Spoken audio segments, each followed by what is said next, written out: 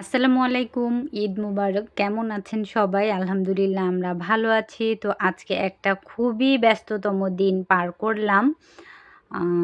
তো গেস্ট আসছিল বাসায়। কালকে থেকেই খুব বান্না চলছে। কারণ আমি তো আর এত রান্না-বান্না একা করতে পারি না। যে কারণে আমার একদিন আগে থেকেই মেহমান আসলে সবকিছু করতে হয়। আপনাদের লোভ দেখাতে আমার অল্প স্বল্প রান্নাগুলো আপনাদের সাথে শেয়ার করার জন্য হালকা পাতলা একটু ভিডিও করে নিয়েছি।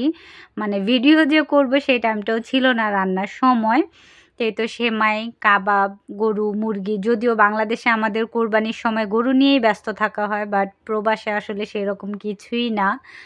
তো এই হালকা পাতলা আয়োজনই ছিল, যেটা করতে যেয়ে আমি নাকানি-চুবানি খাচ্ছিলাম। আসলে একা, একা সবকিছু করা খুব কষ্ট। কষ্ট মানে কি, মনে হয় যে সব এলোমেলো হয়ে যাচ্ছে। আ মানে গুছায়ে উঠতে পারি না। মনে হয় কোনটার পর কোনটা করব কিছুই বুঝতে পারি না। তো এখানে আমাকে আমার হাসব্যান্ড সালাদ কেটে দিয়ে হেল্প করছিল। ও টুকটাক আমাকে হেল্প করেছে অনেকটাই। যতটুকু পেরেছে। আর আমি এইদিকে আমার হাঁড়ি ছোট থাকায় ২ টা হাঁড়িতে আমি পোলাও রান্না করে নিয়েছি ভাগ করে। কারণ আমার হাঁড়ি পাতিল একদমই ছোট, ছোট। আমরা মানুষ ৩ জন সে কারণে। আর এখানে প্লেট বাটিগুলো ধুয়ে আমি ঝরিয়ে রেখেছি। প্রবাসীদের আসলেই ঈদ বলে কিছু নাই। প্রবাসে আসার পরে এই ২ টা ঈদ গেল। তো যতটুকু বুঝলাম প্রবাসীদের ঈদ বলে কিছুই নেই। তেমন কোনো আনন্দও নাই। ভালো লাগাও কাজ করে না। আসলে বলতে গেলে এখন মনে হয় যে আমার দেশই সবকিছু থেকে সেরা। মানে সব দেশের চেয়ে আমার দেশই সেরা, এটা এখন মনে হয় ফিল করি। এটা হয়তোবা সবার কাছেই মনে হয়।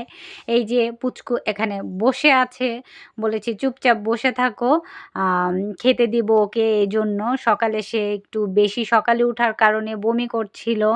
এখন কি কারণে কি জানি না। এই তো মেহমান চলে গিয়েছে আর থালাবাটি মানে সবকিছু এলোমেলো। এতক্ষণ যাও ভালো লেগেছে। এখন অনেক কাজ করতে হবে। এই যে সব এলোমেলো এক কথায়। এখন একটু গুছগাছ করে নিব। সবকিছু ধুয়ে ক্লিন করে নিব। রান্নার পরে এই কাজটাই এখন কঠিন মনে হচ্ছে। এই তো আমার সবকিছু ধোয়া শেষ। মানে সুন্দরভাবে সবকিছু পরিষ্কার করে নিয়েছি। অলরেডি আমি আমার টেবিলও সাজিয়ে ফেলেছি। মানে সব ছোট, ছোট বাটিতে বেড়ে রেখেছি। হাঁড়ি পাতিল সব খালি করে ধুয়ে নিয়েছি।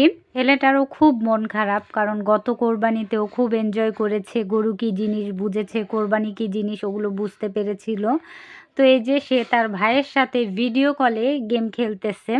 মানে তার বড় ভাইয়ের সাথে এনজয় করতেছে। লিসবনে ভয়ঙ্কর গরম পড়েছে। মানে আজকে না, গত সপ্তাহে ২ দিন বেশ ভালো গরম ছিল। তো আজকে দেখতেছি মানে তাপটা অনেক বেশি, যেটা আসলে সহ্য করার মতো না। একটু দাঁড়িয়েছিলাম জানালার পাশে, এসে মনে হচ্ছিল আমি পুড়ে যাচ্ছি। রোদের তাপটা এরকম। এখানে হচ্ছে কি, আপনি সূর্যের নিচে দাঁড়াবেন, রোদে গরম লাগবে, ঘামাবেন না, বাট ছায়ায় গেলে আবার ঠান্ডা। তো সবাই ভালো থাকবেন। আল্লাহ হাফেজ।